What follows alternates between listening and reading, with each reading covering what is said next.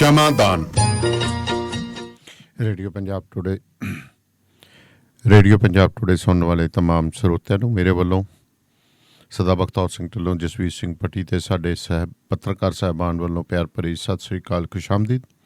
ਅੱਜ ਦਿਨ ਹੈ ਜੀ ਮੰਗਲਵਾਰ, ਤਰੀਕ ਹੈ 29 ਜੂਨ, ਸਮਾਂ ਸ਼ਾਮ ਦੇ 6:30। ਇਸ ਵਕਤ ਤੁਸੀਂ ਪ੍ਰੋਗਰਾਮ ਸ਼ਮਾਦਾਨ ਦੇ ਜ਼ਰੀਏ ਰੇਡੀਓ ਪੰਜਾਬ ਟੁਡੇ ਦੇ ਬਠਿੰਡਾ ਸਟੂਡੀਓ ਤੋਂ ਸਾਡੇ ਨਾਲ ਲਾਈਵ ਜੁੜੇ ਹੋਏ ਹੋ। ਪ੍ਰੋਗਰਾਮ ਸ਼ਮਾਦਾਨ ਸੋਮਵਾਰ ਤੋਂ ਲੈ ਕੇ ਸ਼ੁੱਕਰਵਾਰ ਸ਼ਾਮ ਨੂੰ 6:30 ਦੇ ਲਾਈਵ ਪ੍ਰਸਾਰਿਤ ਕੀਤਾ ਜਾਂਦਾ ਹੈ। ਇਸ ਤੋਂ ਇਲਾਵਾ ਇਸ ਪ੍ਰੋਗਰਾਮ ਨੂੰ ਤੁਸੀਂ ਰੇਡੀਓ ਪੰਜਾਬ ਟੁਡੇ ਦੇ ਫੇਸਬੁੱਕ ਪੇਜ ਅਤੇ YouTube ਚੈਨਲ 'ਤੇ ਵੀ ਸੁਣ ਸਕਦੇ ਹੋ। ਇਸ ਦੇ ਲਈ ਤੁਸੀਂ ਰੇਡੀਓ ਪੰਜਾਬ ਟੁਡੇ ਦੇ ਪੇਜ ਨੂੰ ਲਾਈਕ ਅਤੇ ਸਬਸਕ੍ਰਾਈਬ ਕਰਕੇ ਬੈਲ ਆਈਕਨ ਜ਼ਰੂਰ ਦਬ ਲਓ। ਅੱਜ ਦਾ ਪ੍ਰੋਗਰਾਮ ਤੁਹਾਡੇ ਤੱਕ ਪਹੁੰਚਾਇਆ ਜੀ ਪਿੰਡ ਭੈਣੀ ਵੜਿੰਗਾ, ਜ਼ਿਲ੍ਹਾ ਲੁਧਿਆਣਾ ਦੇ ਸਾਡੇ listeners Jagjit Singh London, Balvir Singh Usmanpur Seattle ਤੋਂ, ਭਰਪੂਰ ਸਿੰਘ ਮੱਲਾ ਬਰਾੜ ਬੇਕਸਫੀਲ ਤੋਂ, Harjap Singh Washington freight service ਜਿਹੜੀ ਸੈਟਲ ਏਰੀਆ 'ਚ ਓਨਰ ਆਪਰੇਟਰ ਤੇ ਡਰਾਈਵਰ ਹਾਇਰ ਕਰ ਰਹੀ ਹੈ। ਸੰਪਰਕ ਕਰ ਸਕਦੇ ਹੋ ਗੁਰਵਿੰਦਰ ਧਾਲੀਵਾਲ ਨਾਲ 2063544060 ਜਾਂ ਜਗਦੇਵ ਸੰਧੂ ਨਾਲ 2532666924 ਤੇ। ਅਕਾਲ ਟਰੱਕ ਐਂਡ ਟ੍ਰੇਲਰ ਜੋ 82 ਰੇਨਮ drive Farmers road Winnipeg Manitoba 'ਤੇ ਹੈ। ਇੱਥੇ ਤੁਹਾਨੂੰ ਸੈਮੀ ਅਤੇ ਟ੍ਰੇਲਰ ਲਈ ਵਨ ਸਟਾਪ ਸ਼ਾਪ ਹੈ ਜੀ। ਇੱਥੇ ਤੁਹਾਡੇ ਤਮਾਮ ਕੰਮ ਕੀਤੇ ਜਾਂਦੇ ਨੇ, ਤਮਾਮ ਰਿਪੇਅਰ ਕੀਤੀ ਜਾਂਦੀ ਹੈ, ਪਾਰਕਿੰਗ ਵੀ ਹੈ, ਵਾਸ਼ ਵੀ ਹੈ ਅਤੇ ਤੁਰੰਤ ਤੇਲ ਬਦਲੀ ਯਾਨੀ ਕਿ ਕੁਇਕ ਟਰੱਕ ਲੀਵ ਦਾ ਵੀ ਇੱਥੇ ਪ੍ਰਬੰਧ ਹੈ। ਇਸ ਤੋਂ ਇਲਾਵਾ ਜੇਕਰ ਤੁਹਾਡੀ ਵਿੰਡ ਸਕਰੀਨ ਟੁੱਟ ਜਾਂਦੀ ਹੈ ਉਹ ਵੀ ਬਦਲ ਕੇ ਦਿੰਦੇ ਨੇ। DOT ਸੇਫਟੀ ਵੀ ਕਰਦੇ ਨੇ, ਇੰਜਨ ਰੀਬਿਲਡ ਵੀ ਕਰਦੇ ਨੇ। ਕਹਿਣ ਤੋਂ ਭਾਵ ਸਾਰਾ ਕੰਮ ਕਰਕੇ ਦਿੱਤਾ ਜਾਂਦਾ ਹੈ। ਬੇਕਸਵੀਲ ਏਰੀਆ ਦਾ ਬੜਾ ਟਰਸਟਡ ਨੇਮ ਜਤਿੰਦਰ ਸਿੰਘ ਤੂਰ 6617541722 'ਤੇ ਕਾਲ ਕਰਕੇ ਤੁਸੀਂ ਉਹਨਾਂ ਨਾਲ ਸੰਪਰਕ ਕਰ ਸਕਦੇ ਹੋ। ਇਹ ਸੋਲਰ ਸਿਸਟਮ ਅਤੇ ਰੀਅਲ ਸਟੇਟ ਐਡਵਾਈਜ਼ਰ ਨੇ। ਸੋ ਪ੍ਰੋਗਰਾਮ ਸ਼ਮਾਦਾਨ ਦੇ ਵਿੱਚ ਕੁਛ ਹੋਰ ਵਪਾਰਕ ਸੰਦੇਸ਼ ਅਤੇ ਫਿਰ ਆਪਾਂ ਜੁੜਦੇ ਹਾਂ ਸਰਦਾਰ ਜਸਵੀਰ ਸਿੰਘ ਭੱਟੀ ਹੋਰਾਂ ਦੇ ਨਾਲ। ਜੀ ਨਵੀਂ DD15 ਚਲਾਉਂਦੇ ਜਾਂ Paccar MaxxForce, Cummins ISX, Volvo, Mercedes Sprinter ਜਿਹੀ ਮੋਟਰ ਹੋਵੇ, ਤੇਲ ਹੋਰ ਓਰੀਜਨਲ ਫਿਲਟਰ ਤਾਂ ਚੇਂਜ ਕਰਾਉਣਾ ਹੀ ਆ ਜਾਓ ਫਿਰ quick truck lube. Truck servicing ਵਾਹ ਭਾਈ ਵਾਹ, ਕੋਈ ਅਪਾਇੰਟਮੈਂਟ ਨਹੀਂ, ਡਰਾਈਵ ਥਰੂ ਫੈਸਿਲਿਟੀ ਯੂਜ਼ ਕਰੋ। 2 ਲੋਕੇਸ਼ਨਸ ਤੁਸੀਂ ਜਾਣਦੇ ਹੀ ਹੋ, ਐਗਜ਼ਿਟ 268 ਔਨ ਹਾਈਵੇ 401 ਔਰ exit 5 on QEW। Quick truck lube, ਖੁਸ਼ ਹੋ ਕੇ ਪਰਤੋਗੇ। ਮੰਨ ਲਓ 519-622 0660 5196220660 QTL because we care। ਓਏ ਮੇਰੇ ਵੀਰ, ਮੈਨੂੰ ਬਸ ਇੱਕ ਗੱਲ ਦੱਸ ਦੇ ਵੀ ਆ ਜਿਹੜੀ ਤੂੰ ਟਰੈਵਲਿੰਗ ਕਰਦਾ ਤੇ ਉਹਦੇ ਤੋਂ ਬਾਅਦ ਫਰੈਸ਼ ਰਹਿਣਾ, ਇਹਦਾ ਰਾਜ਼ ਕੀ ਹੈ? ਇਹਦਾ ਰਾਜ਼ ਹੈ Arlington fuel stop. Arlington fuel stop 1801 pioneer street highway exit 208 ਤੇ, ਜਿੱਥੇ ਤੁਹਾਨੂੰ ਫ੍ਰੀ ਕਾਫੀ, free fax service, free truck parking, ਰੋਟੀ, ਠੇਕਾ, ਲਾਂਡਰੀ, ਸ਼ਾਵਰ ਤੇ ਟਰੱਕਾਂ ਦਾ ਹੋਰ ਵੀ ਸਾਮਾਨ ਆਸਾਨੀ ਨਾਲ ਮਿਲੇਗਾ। ਹੁਣੇ ਕਾਲ ਕਰੋ 360-652-6066 ਯਾਨੀ 360652-6066। ਇਹ 2 ਲੋਕੇਸ਼ਨਾਂ ਤੋਂ ਸੇਵਾਵਾਂ ਪ੍ਰਦਾਨ ਕਰਦੇ ਨੇ। Second location Lost Hill travel centre 14814 Elom street, Lost Hills. Phone number 6017972354। ਉਹ ਯਾਰ ਕੀ ਸੁਪਨੇ ਦੇਖੇ ਸੀ ਕੈਨੇਡਾ ਆਉਣ ਤੋਂ ਪਹਿਲਾਂ? ਉਹ ਸੁਪਨੇ ਪੂਰੇ ਕਰਨੇ ਆ ਤਾਂ ਡ੍ਰੀਮ ਲਾਈਨਰ ਐਕਸਪ੍ਰੈਸ ਵਾਲਿਆਂ ਨੂੰ ਕਾਲ ਕਰ। ਜੀ ਹਾਂ, ਡ੍ਰੀਮਲਾਈਨਰ express company Calgary, Alberta, Canada, ਜਿਨ੍ਹਾਂ ਨੂੰ ਸਾਫ਼ ਸੁਥਰੇ ਰਿਕਾਰਡ ਤੇ 2 ਸਾਲਾਂ ਤਜਰਬੇ ਵਾਲੇ ਡਰਾਈਵਰਸ ਦੀ ਲੋੜ ਹੈ। ਇਹਨਾਂ ਕੋਲ ਕੈਲਗਰੀ, ਅਲਬਰਟਾ ਤੋਂ ਕੈਲੀਫੋਰਨੀਆ ਤੇ ਐਰੀਜ਼ੋਨਾ ਦੇ ਸਿੱਧੇ ਰਨ। ਇਹਨਾਂ ਕੋਲ ਡਰਾਈ ਤੇ ਰੀਫਰ ਲੋਡ ਵੀ ਹੈ। ਹੋਮ ਰਿਟਰਨ ਵਿਦਿਨ 5 ਡੇਜ਼, ਬਾਈ ਵੀਕਲੀ ਤੇ ਚੰਗੀ ਤਨਖਾਹ ਦਿੰਦੇ ਆ। ਔਰ ਹਾਂ, ਸਿੰਗਲ ਤੇ ਟੀਮਸ ਦੋਨਾਂ ਨੂੰ ਹਾਇਰ ਕਰਦੇ ਨੇ। ਵਧੇਰੇ ਜਾਣਕਾਰੀ ਲਈ ਕਾਲ 4034049501 4034049501। ਡ੍ਰੀਮਲਾਈਨਰ express company Calgary, Alberta, Canada. Bathinda ਦੀ ਗ੍ਰੀਨ ਸਿਟੀ ਦੀ ਅਪਾਰ ਸਫਲਤਾ ਤੋਂ ਬਾਅਦ ਹੁਣ ਪੇਸ਼ ਹੈ ਕਨ੍ਹਈਆਜ਼ ਗ੍ਰੀਨ ਸਿਟੀ, ਜਿੱਥੇ ਸਿਕਿਉਰਿਟੀ ਦੇ ਪੁਖਤਾ ਪ੍ਰਬੰਧ, ਖੁੱਲੀਆਂ ਸੜਕਾਂ, ਹਰਾ ਭਰਾ ਵਾਤਾਵਰਣ, ਬਿਜਲੀ ਦੀਆਂ ਅੰਡਰਗਰਾਉਂਡ ਤਾਰਾਂ ਅਤੇ ਖੂਬਸੂਰਤ ਫੁੱਲ ਪੌਦੇ।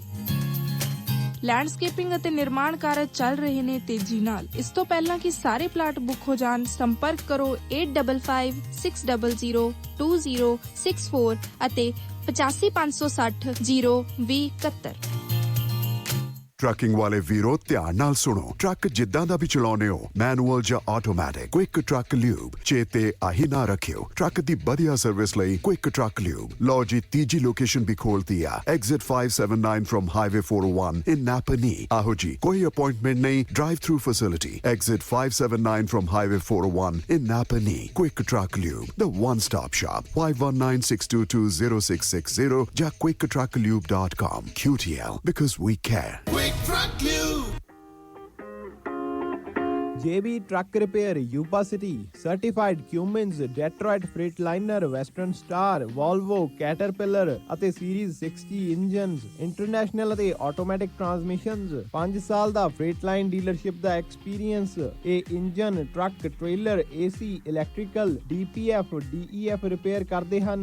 Transmission, rear and, brakes, oil change ਕਰ ਦਿੰਦੇ ਹਨ। ਸਰਟੀਫਾਈਡ 90 ਡੇ DOT ਇੰਸਪੈਕਸ਼ਨ ਅਤੇ certified annual federal DOT inspection ਕਰਦੇ ਹਨ। 100 ਮਾਈਲ ਦੇ ਰੇਡੀਅਸ ਵਿੱਚ ਰੋਡ ਅਸਿਸਟੈਂਸ 24/7। ਨਵੇਂ ਕਸਟਮਰਸ ਲਈ 10% ਡਿਸਕਾਊਂਟ। ਹਫਤੇ ਦੇ 7 ਦਿਨ ਸਵੇਰੇ 7 ਤੋਂ ਸ਼ਾਮੀ 7 ਵਜੇ ਤੱਕ ਖੁੱਲੇ ਰਹਿੰਦੇ ਹਨ। ਹੋਰ ਜਾਣਕਾਰੀ ਲਈ ਕਾਲ ਜਗਰੂਪ ਬੋਇਲ 916 696 0634 ਜਾਂ ਜਗਰਾਜ ਬਲ 530 339 15। Address 3894 rail road avenue, Yuba city.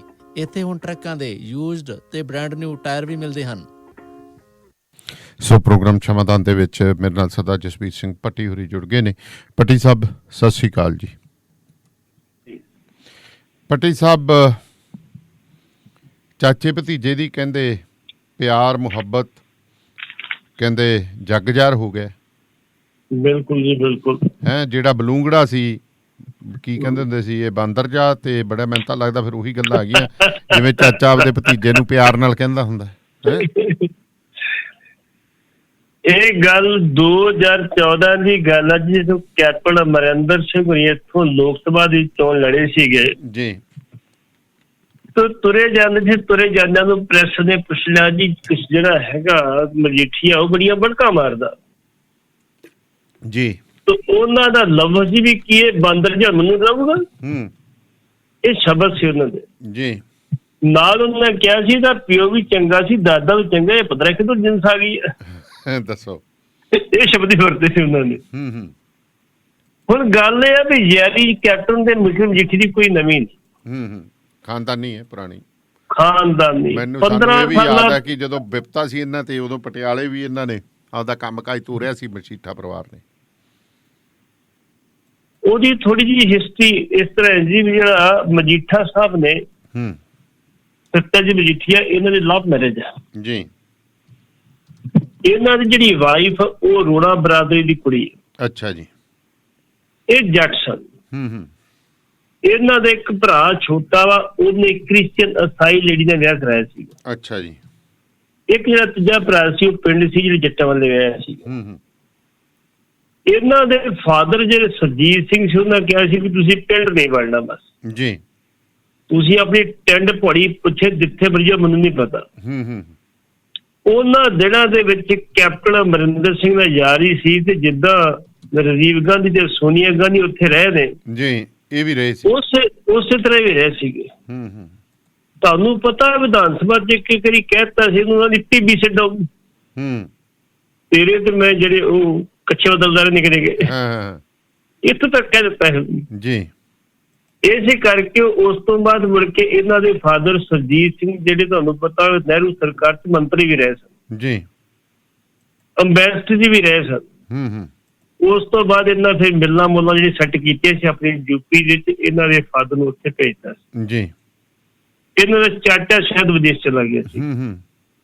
ਇਹ ਪਿੰਡ ਦੇ ਵਿੱਚ ਇੱਕੋ ਹੀ ਪਰਿਵਾਰ ਸੀ ਇਹਨਾਂ ਦਾ, ਜਿਨ੍ਹਾਂ ਦੇ ਜਵਾਈ ਜੀ ਪਿੱਛੇ ਜੇ ਇਹਨਾਂ ਫੈਡਰੇਸ਼ਨੀ ਨੇ ਪੱਗ ਲਾਈ ਸੀ ਜੀ। ਤੇ ਉਹਦੀ ਜਿਹੜੀ ਸੀ ਭੈਣ ਮੁੰਡੇ ਦੀ, ਉਹਨੇ ਰੋਜ਼ ਕੀਤਾ ਸੀ ਹਰਸਿਮਰਤ ਕੁਰੇ ਵੀ ਤੇਰੇ ਬੰਦੇ ਹਜੇ ਪੱਗ ਲੈ ਕੇ ਨਹੀਂ ਵੇਖਾਂਗੇ ਜੀ। ਮੁੜ ਕੇ ਵੇਖਿਆ ਕੁਝ ਨਹੀਂ ਸੀ।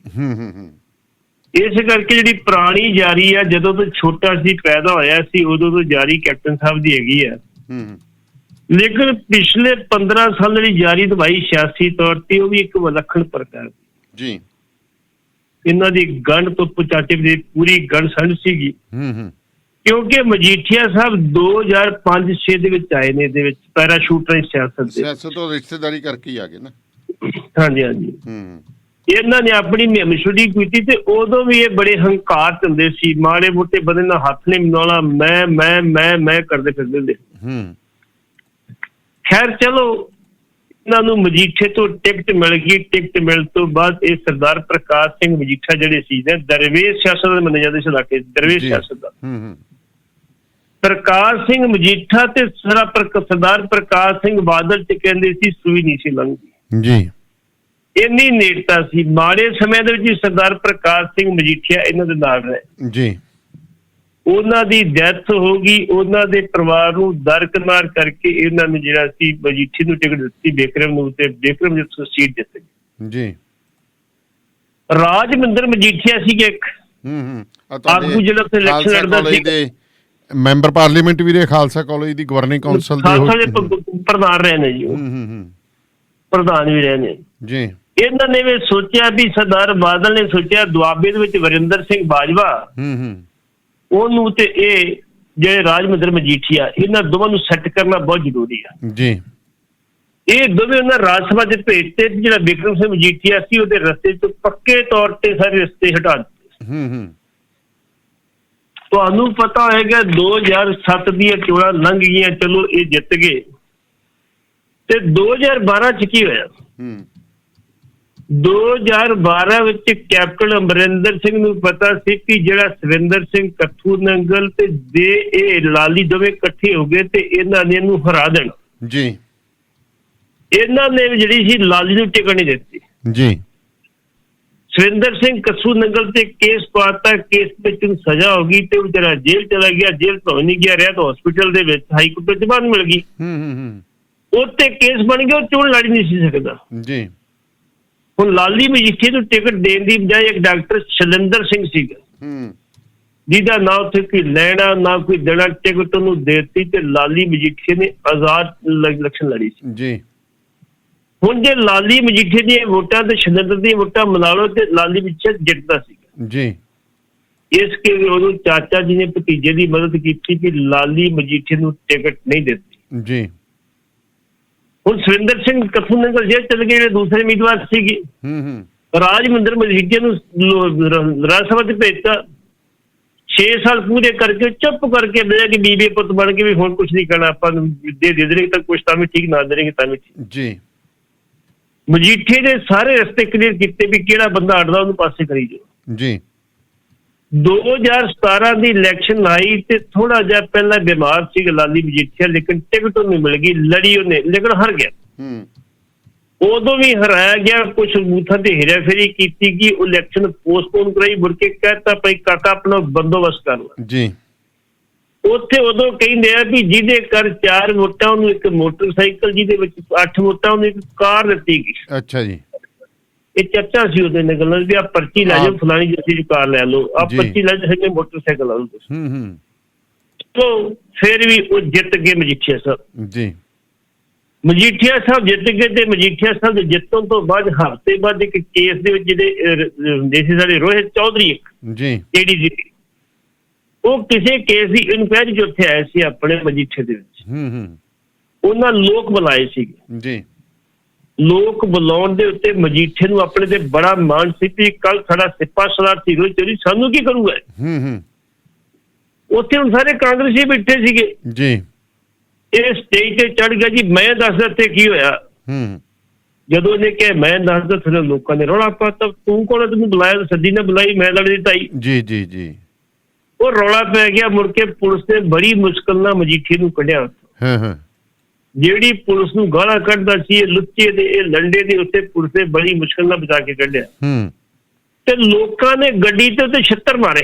ਦੱਸੋ, ਉਹ ਛਿੱਤਰਾਂ ਦੀਆਂ ਫੋਟੋ ਵੀ ਆਈਆਂ ਅਖਬਾਰਾਂ ਦੇ ਵਿੱਚ। ਉਦੋਂ ਆਪਾਂ ਖਬਰ ਵੀ ਲਿਖੀ, ਖਬਰ ਲਿਖੀ ਸਾਡੇ ਕੱਢਿਆ ਸੀ ਵੀ ਜੋ ਛਿੱਤਰਾਂ ਦੀ ਹੋਈ ਬਰਸਾਤ ਤੇ ਅੱਗੇ ਅੱਗੇ ਭੱਜਦੇ ਰਹੇ। ਉਹਦੇ ਵਿੱਚ ਜਿਹੜਾ ਸੀ ਉਦੋਂ ਮਜੀਠੀਆ ਸਾਹਿਬ ਜਿੱਤ ਗਏ। ਹੁਣ 2022 ਆ ਗਿਆ ਜੀ।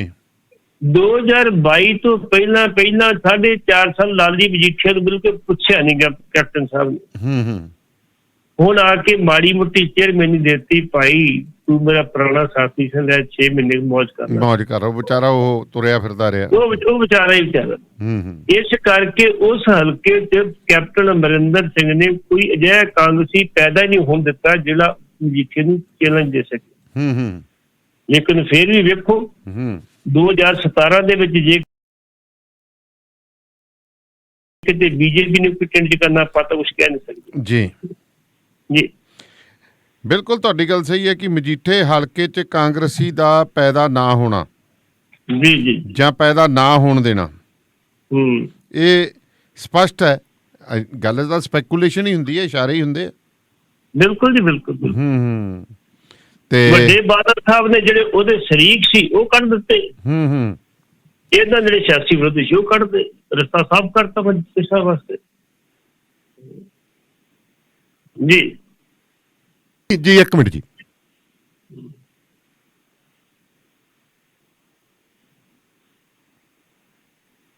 ਮਾਫੀ ਚਾਹੁੰਦਾ ਜੀ, ਛਿੱਕਾਂ ਆ ਗਈਆਂ ਸੀ ਤੇ ਥੋੜਾ ਜਿਹਾ ਮੈਨੂੰ ਗੈਪ ਲੈਣਾ ਪਿਆ। ਭੱਟੀ ਸਾਹਿਬ, ਗੱਲ ਫੇਰ ਅੰਮ੍ਰਿਤਸਰ ਦੀ ਚੱਲਦੀ ਆ। ਨਵਜੋਤ ਸਿੱਧੂ ਕਿਤੇ ਚੰਡੀਗੜ੍ਹ, ਕਿਤੇ ਨਾ ਸੌਰੀ ਦਿੱਲੀ, ਕਿਤੇ ਪਟਿਆਲੇ ਤੇ ਕਿਤੇ ਅੰਮ੍ਰਿਤਸਰ, ਤਿੰਨ ਘਾਟਾਂ ਤੇ ਤੁਰੇ ਫਿਰਦੇ ਆ। ਕੀ ਲੱਗਦਾ?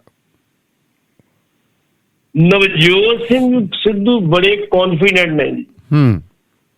ਤੁਹਾਨੂੰ ਪਤਾ ਸੀ 2 ਮਹੀਨੇ ਪਹਿਲਾਂ ਆਪਾਂ ਕਿਹਾ ਸੀ ਜੀ ਕਿ ਨਵਜੋਤ ਸਿੱਧੂ ਜਿਹੜੇ ਉਹ ਪ੍ਰਦੇਸ਼ ਕਾਂਗਰਸ ਦੇ ਪ੍ਰਧਾਨ ਬਣਨਗੇ ਜੀ। ਕਈ ਲੋਕਾਂ ਨੇ ਕਿਹਾ ਜੀ ਝੂਠ। ਮੈਂ ਕਹੂੰ ਕੋਈ ਗੱਲ ਨਹੀਂ, ਕੋਈ ਗੱਲ ਨਹੀਂ, ਆਬਜ਼ਰਵੇਸ਼ਨ ਸਾਡੀ।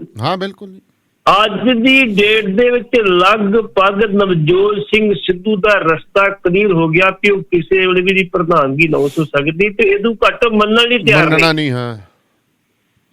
ਉਹਨੂੰ ਕਿਹਾ ਜੀ ਕੰਪੇਨ ਕਮੇਟੀ ਦਾ ਚੇਅਰਮੈਨ ਬਣਾ ਦਈਏ, ਡਿਪਟੀ ਮੁੱਖ ਮੰਤਰੀ ਜੀ ਦੇ ਦਈਏ, ਤੁਹਾਨੂੰ ਵਾਪਸ ਨਾ। ਮੈਂ ਕਹਿੰਦਾ ਕੁਛ ਨਹੀਂ ਚਾਹੀਦਾ ਮੈਨੂੰ। ਜੇ ਦੇਣਾ ਤੇ ਪ੍ਰਦੇਸ਼ ਕਾਂਗਰਸ ਕਮੇਟੀ ਦੀ ਜਿਹੜੀ ਸਾਨੂੰ ਪ੍ਰਧਾਨਗੀ। ਅੱਛਾ ਜੀ। ਉਹਨਾਂ ਦੇ ਰਸਤੇ ਵਿੱਚ ਕੈਪਟਨ ਦੇ ਨਾਲ ਬਾਜਵਾ ਤੇ ਬਿੱਟੂ ਵੀ ਰੁਕਾਵਟ। ਉਹ ਇਹਨਾਂ ਨੇ ਬੜਾ ਰੌਲਾ ਪਾਇਆ ਹੋਇਆ ਨਾ ਵੀ ਟਕਸਾਲੀ ਕਿੱਧਰ ਜਾ। ਬਿਲਕੁਲ। ਬਿੱਟੂ ਤੇ ਆਪਣੇ ਨੂੰ ਬਹੁਤ ਵੱਡਾ ਟਕਸਾਲੀ ਸਮਝਦਾ। ਉਹਨੇ ਲੈ ਮੇਰੇ ਦਾਦੇ ਨੇ ਬੜੀ ਕੁਰਬਾਨੀ ਕੀਤੀ ਆ, ਸਾਡਾ ਤਾਂ ਹੱਕ ਹੀ ਬਣਦਾ, ਸਭ ਕੁਝ ਸਾਡਾ ਹੀ ਚਾਹੀਦਾ, ਸਾਨੂੰ ਹੋਣੇ ਚਾਹੀਦੇ ਇੱਥੇ ਕੁਛ।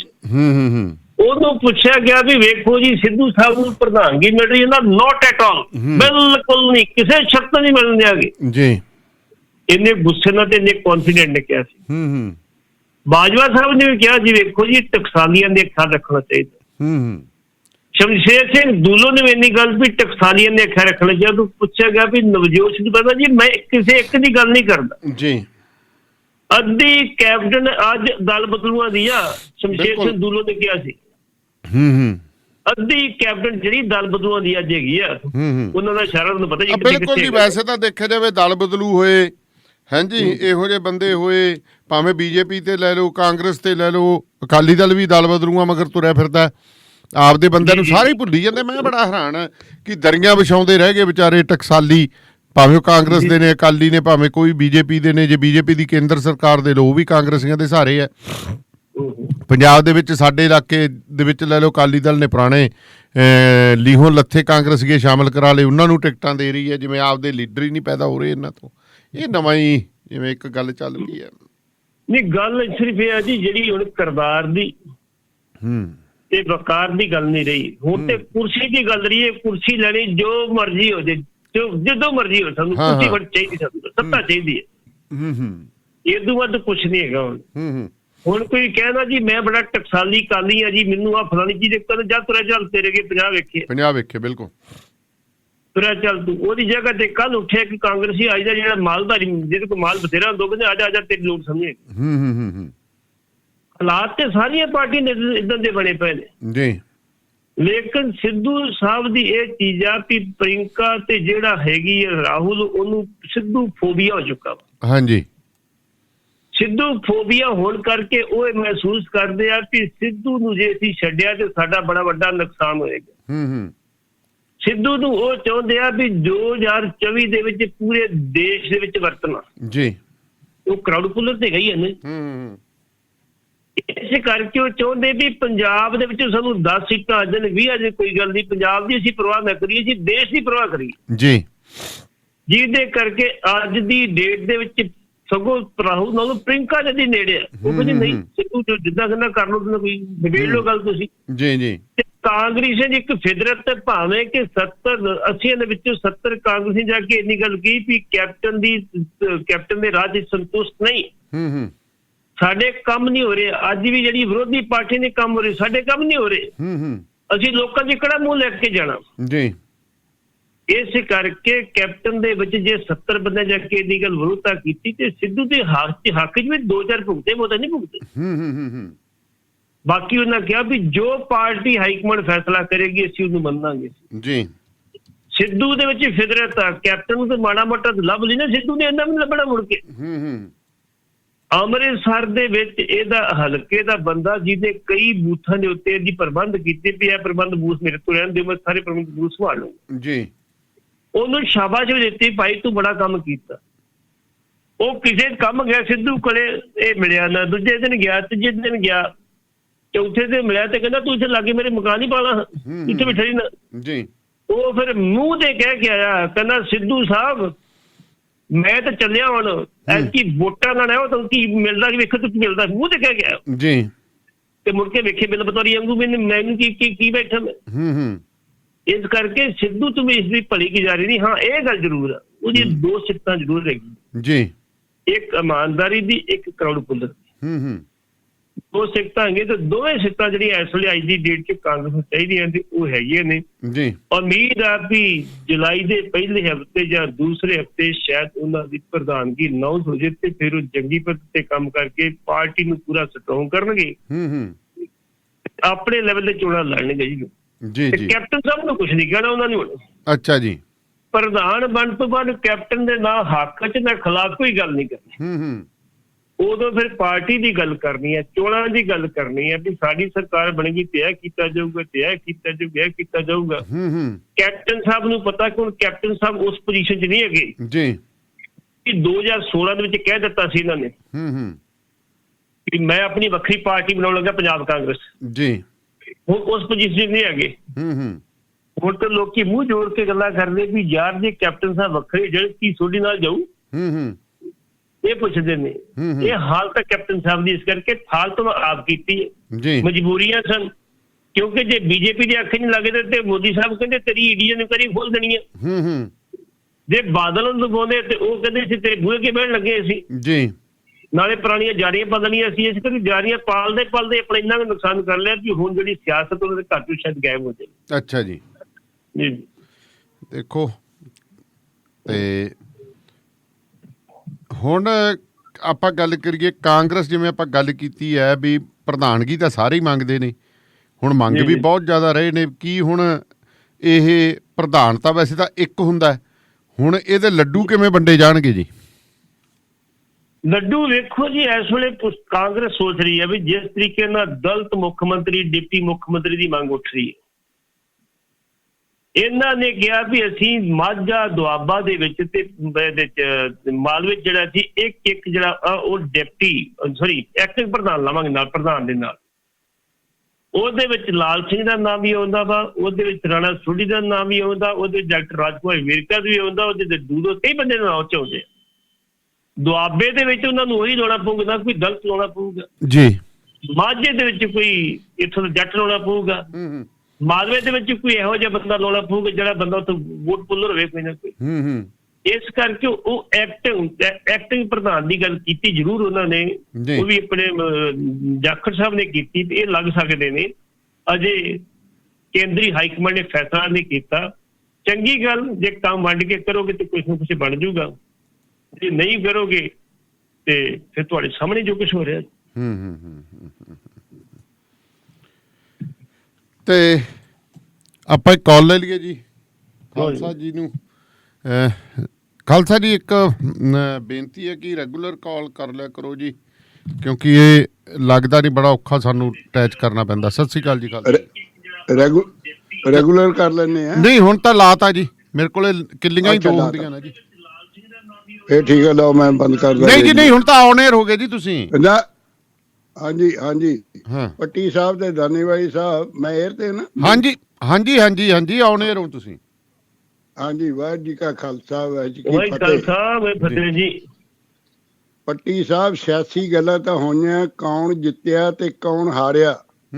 ਜੇ ਪੰਜਾਬ ਦਾ ਪਾਣੀ ਨਾ ਰਿਹਾ, ਜਦ ਕਿ 1 ਸਕੁਅਰ ਕਿਲੋਮੀਟਰ ਦੇ ਵਿੱਚ 34 ਜਿਹੜੇ ਸਬਮਰਸੀਬਲ ਲੱਗੇ ਨੇ, ਜੇ 16 ਲੱਖ ਹੈਗੇ ਆ ਐਗਰੀਕਲਚਰ ਵਾਸਤੇ ਟਿਊਬਵੈਲ ਆਪਣੇ ਸਬਮਰਸੀਬਲ, ਔਰ 22 ਲੱਖ ਤੋਂ ਜ਼ਿਆਦਾ ਹੈਗੇ ਆ ਘਰੋਂ ਘਰ ਸ਼ਹਿਰਾਂ ਵਿੱਚ ਲੱਗੇ। ਜੀ ਜੀ ਤੇ ਜੀ ਜੀ ਐਜੂਕੇਸ਼ਨ ਵਿੱਚ ਸੁਧਾਰ ਨਾ ਆਇਆ, ਸਰਕਾਰੀ ਤੌਰ ਤੇ ਪ੍ਰਾਇਮਰੀ ਸਕੂਲ ਨਾ ਬਣੇ, ਔਰ ਹੈਲਥ ਕੇਅਰ ਵੱਲ ਧਿਆਨ ਨਾ ਦਿੱਤਾ, ਤੇ ਫਰਟੀਲਾਈਜ਼ਰ ਤੇ ਸਪਰੇਅ ਨੂੰ ਘਟਾਇਆ ਨਾ, ਤੇ ਡੀਜ਼ਲ ਦੀ ਖਪਤ ਘਟਾਈ ਨਾ, ਤੇ ਮੈਨੂੰ ਇਉਂ ਦੱਸੋ ਝੋਨੇ ਤੋਂ ਅਸੀਂ ਪਰੇ ਨਾ ਹੋਏ ਤੇ ਪੰਜਾਬ ਬਚੂਗਾ ਕਿਵੇਂ? ਇਹ ਸਿਆਸਤ ਤਾਂ ਕਰੀ ਜਾਣਗੇ, ਇਹ ਪੈਸੇ ਲੈ ਕੇ ਇਹ ਤਾਂ ਫਾਰਨ ਕੰਟਰੀ ਨੂੰ ਦੌੜੇ ਆਉਣਗੇ। ਇੱਥੇ ਜਿਵੇਂ ਅਸੀਂ ਇੱਥੇ ਬੈਠੇ ਆ, ਇੱਥੇ ਆ ਜਾਣਗੇ ਸਾਰੇ, ਤੇ ਗਰੀਬਾਂ ਦਾ ਕੀ ਬਣੂ ਇਹ ਦੱਸਿਓ। ਥੈਂਕ ਯੂ ਜੀ ਦੱਸੋ ਜੀ। ਵੇਖੋ ਜੀ ਖਾਲਸਾ ਜੀ, ਤੁਹਾਨੂੰ ਪਤਾ ਹੋਏਗਾ ਕਿ ਕਿੱਲੇ ਦਾ ਅੱਜ ਤੋਂ ਕੋਈ ਸਾਲ 2 ਸਾਲ ਪਹਿਲਾਂ 30 ਲੱਖ ਏਕੜ ਜ਼ਮੀਨ ਦਾ ਕਬਜ਼ਾ ਸੀ, ਉਹ ਅੱਜ ਘਟ ਕੇ ਤੇ 20 ਲੱਖ ਰਹਿ ਗਿਆ ਜੀ। ਜ਼ਮੀਨ ਦੀ ਵੈਲਿਊ ਸਿਰਫ ਇਸੇ ਘਟ ਕੇ ਘਟਦੀ ਜਾ ਰਹੀ ਹੈ, ਖਰਚੇ ਵੱਧਦੇ ਜਾ ਰਹੇ ਆ, ਖਰਚੇ ਵਧਣ ਕਰਕੇ ਆਮਦਨ ਘਟਦੀ ਜਾ ਰਹੀ ਹੈ, ਲੋਕ ਛੱਡ ਰਹੇ ਨੇ। ਜਿਹੜੇ ਛੋਟੇ ਕਿਸਾਨ ਨੇ ਤਾਂ ਲਗਭਗ ਛੱਡ ਹੀ ਗਏ ਆ ਜੀ, ਜਿਨ੍ਹਾਂ ਦੀ ਕਿੱਲਾ 1.5 ਕਿੱਲਾ ਜ਼ਮੀਨ ਸੀ ਛੱਡ ਹੀ ਗਿਆ ਵੀ ਛੱਡੋ ਵੇਚ ਕੇ ਕੋਈ ਹੋਰ ਕਾਰੋਬਾਰ ਕਰ। ਤੇ ਜਿਹੜੇ ਮੁੰਡੇ ਸਾਡੇ ਨੌਜਵਾਨ ਜਿਹੜੇ ਵਿਦੇਸ਼ਾਂ ਨੂੰ ਜਾ ਰਹੇ ਨੇ ਪਲੱਸ 2 ਕਰਕੇ, ਉਹ ਕਹਿੰਦੇ ਬਾਪੂ ਵੇਚ ਦੇ ਕਿੱਲਾ ਤੇ ਮੈਨੂੰ ਭੇਜ ਦੇ, ਉੱਥੇ ਜਿਹੜੀ ਅੱਧਾ ਕਿੱਲਾ ਬਾਕੀ ਰਹਿ ਗਿਆ ਉਹ ਵੇਚ ਕੇ ਤੂੰ ਆ ਜੀ। ਇਸ ਕਰਕੇ ਚਿੰਤਾ ਨਾ ਕਰੋ, ਆਉਣ ਵਾਲੇ ਸਮੇਂ ਦੇ ਵਿੱਚ ਜਿਹੜੀ ਆ ਉਹ ਸਾਨੂੰ ਲੋੜ ਨਹੀਂ ਪੈਣੀ ਕੁਛ ਕਰਨ ਦੀ। ਇਹ ਜਿਹੜੀ ਜ਼ਮੀਨ ਸਾਡੀ ਆਪਣੇ ਕੋਲ ਆਪਣੇ ਆਪ ਹੀ ਲਾਟੀਆਂ ਕੋਲ ਚੱਲ ਜਾਣੀ ਹੈ ਜੀ। ਉਹ ਆਪੇ ਵੇਖ ਲੈਣਗੇ ਵੀ ਝੋਨਾ ਲਾਉਣਾ ਕਿ ਕहीं ਕਪਾਹ ਲਾਉਣੀ ਕਿ ਕੀ ਲਾਉਣਾ ਕੀ ਨਹੀਂ। ਆ ਵੋਟਾਂ ਦਾ ਵਧਣ ਲੱਗ ਪਈਆਂ ਇੱਥੇ। ਬਿਲਕੁਲ ਬਿਲਕੁਲ। ਇਸ ਕਰਕੇ ਅੱਜ ਦੀ ਡੇਟ ਦੇ ਵਿੱਚ 108 ਕੇ 109 ਜਿਹੜੇ ਸਾਡੇ ਡਾਰਕ ਜ਼ੋਨ ਜਾ ਚੁੱਕੇ ਨੇ, ਥੋੜੇ ਜਿਹੇ ਕੋਈ ਰਹਿ ਗਏ। ਅੰਮ੍ਰਿਤਸਰ ਵੀ ਡਾਰਕ ਜ਼ੋਨ ਜਾ ਚੁੱਕਾ ਵਾ। ਇਹ ਤਾਂ ਹਾਂਜੀ ਬਿਲਕੁਲ ਤੁਹਾਡਾ ਜਿਹੜਾ ਪੱਟੀ ਏਰੀਆ ਤੇ ਇਹ ਤਾਂ ਪਹਿਲਾਂ ਹੀ ਸੀਗਾ, ਪਹਿਲਾਂ ਹੀ ਸੀਗਾ। ਜਿਹੜੇ ਥਾੜ ਏਰੀਆ ਵੱਜਦਾ ਥਾੜ ਤੇ ਕਹਿੰਦੇ ਪਾਣੀ ਵਾਧੂ ਆ ਜੀ, ਉਹ ਵੀ ਡਾਰਕ ਜ਼ੋਨ ਚ ਚਲੇ ਗਏ। ਬੰਦਾ ਦੱਸੋ ਕੀ ਕਰੂ ਉੱਥੇ। ਤੇ ਕੋਈ ਗੱਲ ਨਹੀਂ ਖਾਲਸਾ ਜੀ, ਇਹਦੇ ਬਾਰੇ ਸਭ ਵਿਚਾਰਾਂ ਹੋ ਰਹੀਆਂ ਨੇ, ਮਾਹਿਰ ਲੱਗੇ ਨੇ, ਬੁੱਧੀਜੀਵੀ ਲੱਗੇ। ਸਰਕਾਰ ਦੀ ਪਾਲਿਸੀ ਇੱਕੋ ਹੀ ਆ ਵੀ ਸਰਕਾਰਾਂ ਨੂੰ ਕਿਸਾਨਾਂ ਨੂੰ ਨੰਗ ਕਿਵੇਂ ਕਰਨਾ ਬਸ ਜੀ। ਖਾਲਸਾ ਜੀ, ਤੁਹਾਨੂੰ ਪਤਾ ਹੋਏਗਾ ਸਰਦ ਪਰਿਵਾਰ ਸਾਡਾ ਖੁਰਾਕ ਮੰਤਰੀ ਹੁੰਦਾ ਸੀ, ਸਾਡੇ ਕੋਲੇ ਖੰਡ ਬੜੀ ਪਈ ਸੀ ਤੇ ਵਿਦੇਸ਼ਾਂ ਤੋਂ ਸਸਤੀ ਮਿਲੀ ਤੇ ਇਹਨੇ ਉਹ ਮੰਗਾ ਲਈ ਜੀ। ਤੇ ਕਿਸਾਨਾਂ ਦੀ ਜਿਹੜੀ ਖੰਡ ਪਈ ਸੀ ਮਿਲਾਂ ਦੇ ਵਿੱਚ ਕਈ ਸਾਲ ਰੁਲਦੀ ਰਹੀ ਸੀ, ਜਿਨ੍ਹਾਂ ਦੇ ਅਜੇ ਤੱਕ ਕਿਸਾਨਾਂ ਨੂੰ ਪੈਸੇ ਨਹੀਂ ਮਿਲੇ। 3000 ਦੇ ਕਰੋੜ ਮੇਰੇ ਖਿਆਲ ਸ਼ਾਇਦ ਪੈਸਾ ਪੈਂਦਾ ਗਿਆ ਅਜੇ ਤੱਕ ਉਹਦਾ ਜੀ। ਤੇ ਸਿਰਫ ਇਸੇ ਕਰਕੇ ਨਹੀਂ ਮਿਲੇ ਕਿਉਂਕਿ ਸਰਕਾਰ ਦੀ ਨੀਤੀ ਹੈ ਵੀ ਇੰਡੀਆ ਦੇ ਭਾਰਤ ਦੇ ਕਿਸਾਨ ਨੂੰ ਬਰਬਾਦ ਕਿਵੇਂ ਕਰਨਾ। ਉਹ ਪਾਲਿਸੀ ਜਿਹੜੀ ਅਮਰੀਕਾ ਵਾਲੀ ਹੈ, ਕੈਨੇਡਾ ਵਾਲੀ ਲਾਗੂ ਕਰ ਰਹੇ ਨੇ, ਲੇਕਿਨ ਉੱਥੇ ਤਾਂ ਸਬਸਿਡੀ ਬਹੁਤ ਦਿੰਦੇ ਆ ਕਿਸਾਨਾਂ ਨੂੰ, ਭਾਵੇਂ ਥੋੜੇ ਵੀ ਕਿਸਾਨਾਂ ਨੂੰ ਬਹੁਤ ਸਬਸਿਡੀ ਦਿੰਦੇ ਆ। ਅਮਰੀਕਾ ਵਰਗੇ ਦੇਸ਼ ਦੇ ਵਿੱਚ ਜੇ ਕਿਸਾਨ ਸਬਸਿਡੀਆਂ ਕਰਨ ਲੱਗ ਪਏ ਤਾਂ ਬਾਕੀ ਕੀ ਰਹਿ ਗਿਆ। ਬਿਲਕੁਲ। ਇਸ ਕਰਕੇ ਕੋਈ ਨਹੀਂ, ਰੱਬ ਰਾਖਾ ਜੀ। ਇੱਥੇ ਜੇ ਰੱਬ ਵਸਦਾ ਤੇ ਇੰਡੀਆ 'ਚ ਵਸਦਾ, ਕੋਈ ਰੱਬ ਭਲੀ ਕਰੇ ਕਿ ਰਿਸ਼ਤਾ ਲੱਭੇਗਾ ਕੋਈ ਨਾ ਕੋਈ। ਤੇ ਕਸ਼ਮੀਰ ਵਿੱਚ ਸਿੱਖ ਕੁੜੀਆਂ ਦਾ ਜਿਹੜਾ ਅਗਵਾ ਹੋਣ ਦਾ ਮਾਮਲਾ ਸ਼ੁਰੂ ਹੈ, ਸਰਨਾ ਸਾਹਿਬ ਵੀ ਦਿੱਲੀ ਪਹੁੰਚ ਗਏ ਨੇ, ਉੱਥੇ ਕਸ਼ਮੀਰ ਪਹੁੰਚ ਗਏ ਨੇ, ਕੀ ਅਪਡੇਟ ਹੈ ਜੀ? ਅਪਡੇਟ ਇਹ ਹੈ ਜੀ, ਕਸ਼ਮੀਰ ਦੇ ਵਿੱਚ ਹੁਣ ਤੱਕ 90 ਤੋਂ ਲੈ ਕੇ ਹੁਣ ਤੱਕ ਕਰੀਬ 25 ਤੋਂ ਲੈ ਕੇ 30 ਕੁੜੀਆਂ ਜਿਹੜੀਆਂ ਉੱਦਾਂ ਜਾ ਚੁੱਕੀਆਂ ਜੀ। ਉਹਦੇ ਵਿੱਚ ਕਈ ਕੁੜੀਆਂ ਉਹ ਵੀ ਜਿਹੜੀਆਂ ਲਵ ਮੈਰਿਜ ਕਰਕੇ ਗਈਆਂ। ਹਾਂਜੀ। ਜਿਹੜੀ ਆਹ ਕੁੜੀ ਮਨਮੀਤ ਕੌਰ ਸੀ, ਇਹਦਾ ਰੌਲਾ ਇਸ ਕਰਕੇ ਪਿਆ ਸੀ ਕਿ ਇਸ ਘਰ ਦੇ ਵਿੱਚ ਇੱਕ 60 ਸਾਲ ਦਾ ਬਜ਼ੁਰਗ ਕੰਮ ਕਰਦਾ ਸੀ, ਬਜਰੀ ਜਾ ਕੇ ਰੇਤਲ ਤੋਂ ਲੈ ਕੇ ਦਿੰਦਾ ਸੀ। ਅੱਛਾ ਜੀ। ਉਹਨੇ ਇਹਨੂੰ ਕੁੜੀ ਨੂੰ ਵਰਗਲਾਇਆ ਤੇ ਨਾਲ ਲੈ ਗਿਆ ਤੇ ਜਾ ਕੇ ਧਰਮ ਚੇਂਜ ਕਰਕੇ ਤੇ ਉਸ ਨਾਲ ਸ਼ਾਦੀ ਕੀਤੀ। 60 ਸਾਲ ਦੀ। ਇਹ ਲੜਕੀ ਦੀ ਬੱਚੀ ਦੀ ਕਿੰਨੀ ਉਮਰ ਸੀ ਜੀ? 23-24 ਸਾਲ ਦਾ ਜੀ। ਅੱਛਾ। ਹੁਣ ਇਹ ਕੁੜੀ ਜਿਹੜੀ ਸੀ, ਇਹਦਾ ਕੁਝ ਸਮੇਂ ਪਹਿਲਾਂ ਜਿਹੜਾ ਸੀ ਦਿਮਾਗ ਦਾ ਆਪਰੇਸ਼ਨ ਹੋਇਆ ਸੀ। ਅੱਛਾ ਜੀ। ਉਹਦੇ ਕਰਕੇ ਥੋੜੀ ਅਜੇ ਮੈਂਟਲੀ ਪ੍ਰਿਪੇਅਰ ਵੀ ਸੈੱਟ ਨਹੀਂ ਸੀ, ਜਿਹਦੇ ਕਰਕੇ ਚਲੀ ਗਈ। ਹੁਣ ਉਹਦੀ ਬਕਾਇਤ ਉੱਤੇ ਫੋਟੋ ਵੀ ਰਿਲੀਜ਼ ਹੋ ਗਈ। ਵੇਖੋ ਜੀ, ਨਿਕਾਹ ਕੀਤਾ ਹੈ ਬਜ਼ੁਰਗ ਨਾਲ, ਉਹਦੀ ਸ਼ਕਲ ਵੇਖੋ ਤੇ ਮੇਰੇ ਖਿਆਲ ਵੇਖਣ ਨੂੰ ਜੀ ਨਹੀਂ ਕਰਦਾ, ਜਿਵੇਂ ਸੜੀ ਮੁੜੀ ਉਦੋਂ ਸਿਰ ਤੋਂ ਦੀ। ਦੱਸੋ। ਹੁਣ ਉਹ ਕੁੜੀ ਕੋਲ ਬੈਠੀ ਆ। ਇੱਥੇ ਜਦੋਂ ਉਹਨਾਂ ਸਿੱਖਾਂ ਦਾ ਰੌਲਾ ਪਿਆ, ਵੇਖੋ ਪਹਿਲੀ ਕੁੜੀਆਂ ਜਿਹੜੀਆਂ ਗਵਾਈਆਂ ਇਦਾਂ ਗਈਆਂ, ਉਹਨਾਂ ਦਾ ਰੌਲਾ ਕਿਉਂ ਨਹੀਂ ਪਿਆ ਵੀ ਉਹ ਲਵ ਮੈਰਿਜ ਕਰਕੇ ਬਹੁਤੀਆਂ ਗਈਆਂ ਨੇ ਗਾਂ ਉਹਦੇ ਪਿੱਛੇ ਕੀ ਰੌਲਾ ਪੈਣਾ? ਹਾਂਜੀ ਠੀਕ ਹੈ ਨਾ। ਰੌਲਾ ਪਾਉਂਦੇ ਕੀ ਕਰਦੇ? ਉਹ ਕਹਿੰਦੀ ਮੇਰੇ ਨਾਲ ਮੈਂ ਜਾਣਾ ਹੀ ਉੱਥੇ ਆ। ਪਾਕਿਸਤਾਨ ਚ ਕੀ ਹੋਇਆ? ਜਗਜੀਤ ਕੌਰ ਦੇ ਕੇਸ ਚ ਕੀ ਹੋਇਆ? ਜੀ ਜਗਜੀਤ ਕੌਰ ਦੇ ਕੇਸ ਰੌਲਾ ਪਾਉਣ ਤੋਂ ਬਾਅਦ ਉਹਨਾਂ ਜਬਰੀ ਕੁੜੀ ਨੂੰ ਵਾਪਸ ਭੇਜਣ ਕਰਨ ਦੀ ਗੱਲ ਕੀਤੀ ਕਿ ਅਸੀਂ ਕੋਈ ਨਿਕਾਹ ਨਹੀਂ ਕੀਤਾ, ਕੁੜੀ ਲੈ ਜਾਓ ਆਪਣੀ ਤੁਸੀਂ। ਹਾਂਜੀ ਉਹ ਕੁੜੀ ਕਹਿੰਦੀ ਮੈਂ ਨਹੀਂ ਆਪਣੇ ਘਰ ਜਾਣਾ, ਆਪਣੀ ਮਾਤਾ ਕੋਲ ਜਾਣਾ ਨਹੀਂ ਮੈਂ। ਜੀ ਉਹ ਦਾਰੁਲ ਨਾਮ ਕਹਿੰਦੇ ਆ ਜਿਹਨੂੰ ਆਪਾਂ ਵੂਮਨ ਸ਼ੈਲਟਰ ਕਹਿ ਦਿੰਦੇ ਆ।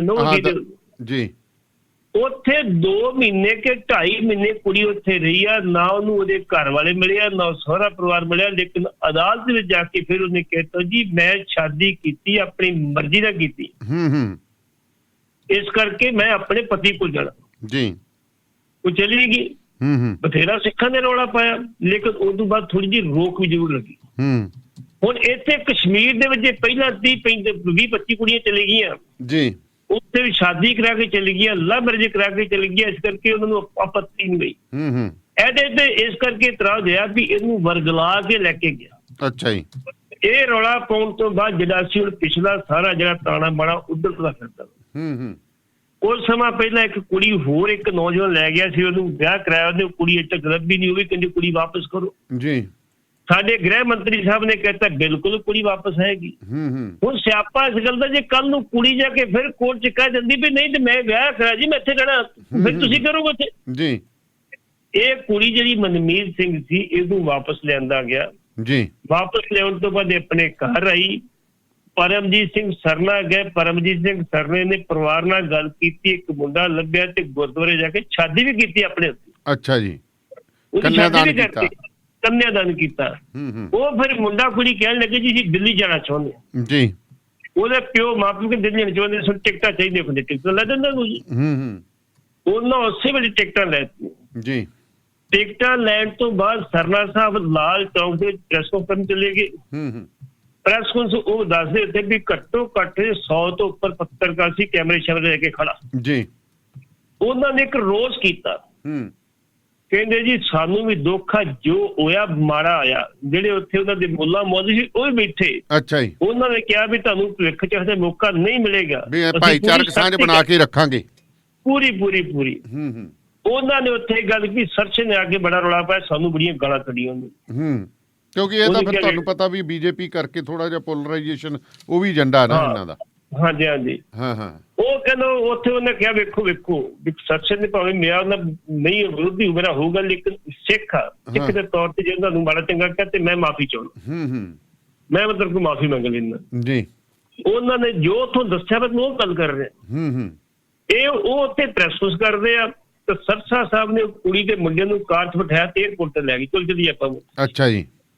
ਤੇ ਚਲੋ ਲੈ ਗਏ, ਕੋਈ ਗੱਲ ਨਹੀਂ। ਅਸੀਂ ਕਹਿੰਦੇ ਵੀ ਮਿਲ ਕੇ ਕੰਮ ਕਰੋ, ਇਹ ਤਾਂ ਆਪਾਂ ਨੂੰ ਪਤਾ ਹੀ ਆ ਵੀ ਜਿਵੇਂ ਉੱਥੇ ਕਿਸਾਨ ਅੰਦੋਲਨ ਵੇਲੇ ਵੀ ਕਰਦੇ ਸੀ, ਸਰਸਾ ਸਾਹਿਬ ਸਭ ਤੋਂ ਪਹਿਲਾਂ ਪਹੁੰਚ ਜਾਂਦੇ ਸੀ।